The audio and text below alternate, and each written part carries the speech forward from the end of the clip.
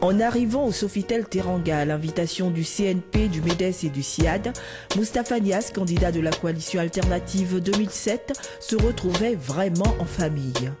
C'est un des vôtres que vous avez en face de vous. Même s'il a des prétentions vers l'institutionnel étatique, eh bien il restera toujours avec vous, parmi vous.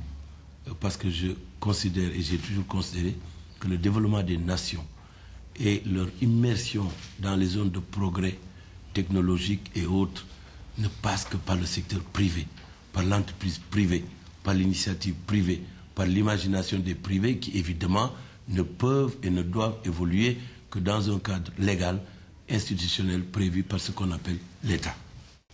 J'ai lu avec intérêt ce document hier pendant mon voyage de Dakar à Keur Madiabel. Je l'ai lu et relu. Je l'ai relu ce matin à 7 heures. Ce document m'a paru très intéressant et je le dis sans démagogie, dans l'originalité qu'il porte, en élaborant des questions précises et courtes, mais en ouvrant également des tranchées en guise de tester de réponse. Je disais tout à l'heure à Baïdi Ambani que chaque tranchée que vous avez ouverte dans les esquisses de réponse que vous proposez s'ouvre à nouveau sur une multiplicité, sur une sorte de faisceau de possibilités et de potentiels en matière de recherche de solutions pour les problèmes qui sont posés. Moustapha Niasse est revenu sur des points importants de son programme de gouvernement, notamment le partage équitable des pouvoirs et la question du tourisme. Les femmes sont désarmées. Et parmi nous là, les femmes qui sont chefs d'entreprise, elles sont désarmées. Pourquoi elles sont désarmées?